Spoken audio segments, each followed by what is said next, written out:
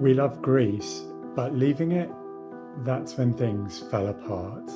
Yeah, and this happened not once, but twice. Obviously, if it happens once, you think it's just a fluke, but given it happened twice, we decided that we were going to record a video telling you exactly what happened and helping you avoid some of the travel chaos that ensued on our final day from our Athens trip. So we were coming to the end of our fantastic 8-day holiday island hopping across Greece, and we were heading back from the little island of Milos to Athens Airport, and that's when things started to go a bit pear-shaped. Well, we had two options to get from Milos to Athens. We could take the ferry, which would have taken about 4 hours, meaning we had to then catch the later flight, land back at Gatwick really late at night, and by the time we got home and get to work the next day, just didn't seem like a good option. The second one was getting a little internal flight, which, as we know, Rob doesn't like flying, and it was a tiny 42-seat little propeller plane. But it was a half-an-hour flight, meaning we could get the earlier flight out of Athens back to Gatwick. And ironically, the days that we've been in Milos have been absolutely beautiful, stunning weather, completely calm, so it felt really hot. But on the day we were flying back, it was super windy, so that just added to my trepidation about getting on this bloody little plane. But I thought, well, no, suck it up, and means that we'll get to Athens Airport mid-morning. We've got plenty of time to check in to get our early afternoon flight from Athens back to London Gatwick. But little did I know that things were going to start going pear-shaped, and they started going pear-shaped from the minute this little 42-seater plane arrived, right? Yeah. Got off the plane, got on a bus, went through, and then stood waiting for our bags, and stood waiting for our bags, and stood waiting for our bags. An hour later, they finally decided to start showing up. There was loads of other flights coming in and out, picking up the bags, and off they go. How long does it take to get not even 42 people's worth of bags off the plane? Because most people had hand luggage, I don't know. But anyway, luckily we had plenty of time. So grabbed our bags, and since it wasn't a normal connection, we had to then recheck in. So we headed over to the EasyJet counter, and then we saw a line that was snaking through the airport. Now, this had happened to us last year, right, didn't it? It all felt very familiar, seeing this really long line that went right across the terminal. We kind of knew instantly that's the queue for EasyJet. So we asked, and everyone sighed and said, yes, this is the queue. So we walked all the way to the back to join this queue. And then there were people saying, that's not the EasyJet queue, is it? And we're going, you need to get to the back. And it was ages. And unfortunately, I didn't do any filming there, because I thought if I did do any filming, people were going to get really up in arms with me, because people were already super stressed. So the line started moving. We've been in the line probably for about an hour and 3/4. Then we're getting towards the front thinking, hallelujah. And then what started happening? They started calling flights that were imminently about to close. So loads of people from the back of the queues pushing right through to the front. Fair enough. They needed to get to check-in in order to drop off the bags to get on the flight, which meant us being towards the front of the queue. We just stood there, and people were starting to get, tempers were starting to fray. All the little barriers that kind of do the queuing system, people were opening those up, so there was no form of queue. It literally just became this bunch of people not knowing where they were going to. And just to give a bit of context here, EasyJet must have had about 5 or 6 flights going out within sort of like a 2-hour period, and they had 3 check-in desks. Yeah. It was complete carnage, and worse than that, they had 3 check-in desks and absolutely nobody from EasyJet or anywhere from the airport giving any information to anybody. So there was a speedy boarding line, but people didn't know whether they could push into that. Then, people were going, look, I've got literally half an hour before my flight. And they're going, no, you can't jump in yet, because there's another flight that's only got 20 minutes. And so you can imagine, undoubtedly, people were missing their flights. But hallelujah, we finally got to check in. But don't be fooled that this stressful journey is over yet, because what happens next? Well, you have to go through passport control at the gates. And just remember, if you're using EasyJet or one of the low-cost carriers, there is a massive walk from the check-in area all the way through under the airport, down this tunnel that goes on for miles. It takes you at least 15-20 minutes to walk that before you even get to you have to go through security. So take off everything, put it through the scanners, all that bits and pieces. and then you go through passport at the gate. Just to say, if you don't leave a lot of time before your flight, you could be queuing another half an hour to get through passport control, which again was complete, utter carnage and disorganized, which is really ironic because in preparing for this video, Athens Airport is ranked the 8th best airport in Europe, and it's one of the busiest airports in Europe, which we can totally concur with. And supposedly it's one of the best, but not in our experience. I think from a low-cost perspective, if using EasyJet, you don't get to see that.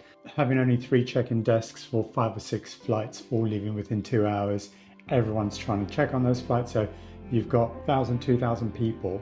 Well, and what makes it worse is that the line is getting in front of all the other airlines. So, for example, there was an Air Canada and I think an American Airlines flights that were checking in, and they were completely confused because the line we were in was blocking the entranceway to there. Anyway, complete carnage. And talk about what goes up must come down. I mean, blimey, we had this amazing holiday and we were at a 10 out of 10, and then suddenly we go down to a 0 out of 10, and it's like, welcome back to reality. And I always think to myself, there must be an easier way of traveling than all the chaos at airports that happens. And to be quite honest, this was probably the worst experience we'd ever had.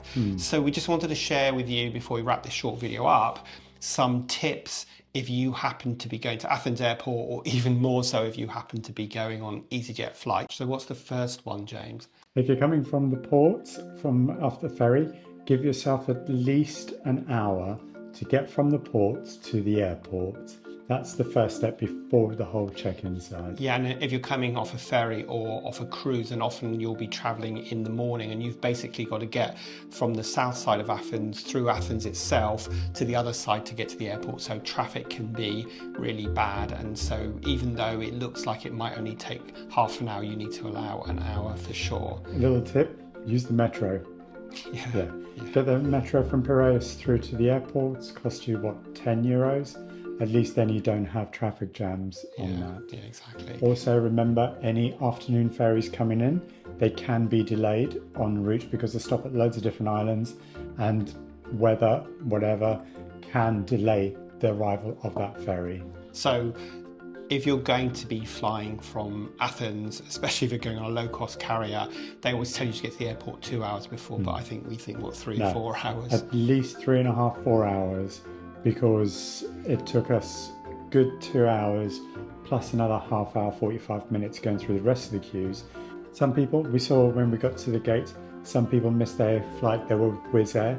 They literally missed their flight by 5 minutes. Crying by the They were gate. crying. So it is stressful. So give yourself lots of time. The next tip I think is a really good one is travel with hand luggage if you possibly can, because if you travel with hand luggage, we'd have travelled with hand luggage, we would have missed that whole chaos, because you obviously wouldn't have to queue at all except to go through security and then passport control. And I went to Mallorca with only hand luggage, and it was really easy to do that for a week. If you go with hand luggage, then I suggest that you book speedy boarding, and then therefore you can get your luggage up in the overhead bin, because if you don't get on the plane quickly, there won't be anywhere to put it. So that's the downside of that. But if you can travel with hand luggage, then do so, because you will cut out a lot of the chaos that we're talking about today. Check in online, get it all done. Then maybe Athens is like the 8th best airport in Europe, but when dropping off bags with EasyJet. And the next tip, as James has already said, is that if you're on a low-cost carrier, you need to allow plenty of time to get to the satellite terminal, because it is a long walk underneath the airport.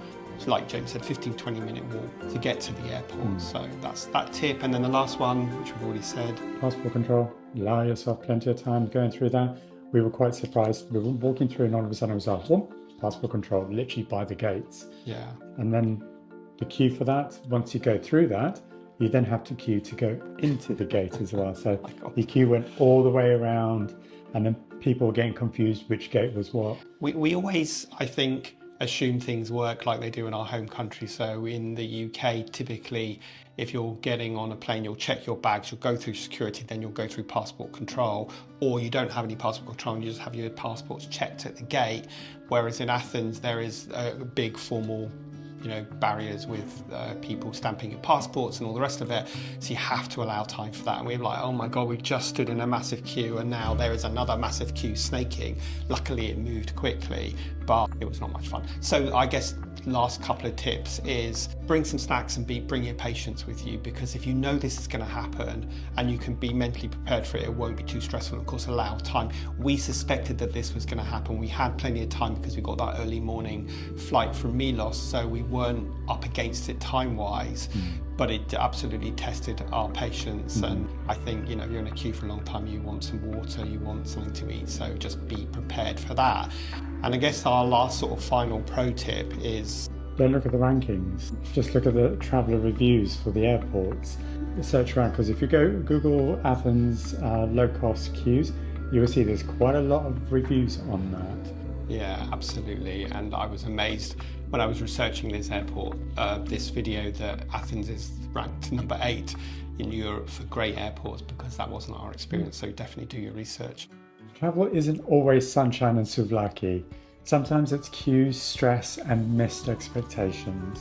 But you know what? That is part of the journey, and we're sharing this with you guys not to moan and complain, but to give you some tips and help you, if you happen to be in a similar situation to us as well.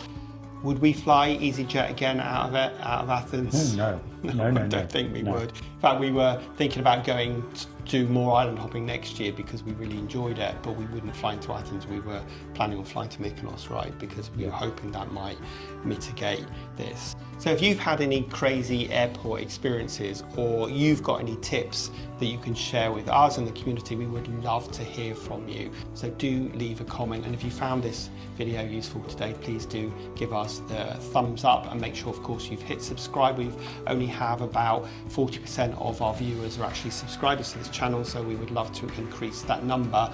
But other than that, I hope you found this helpful. This is James and Rob signing off for now, and we will see you next week. Bye.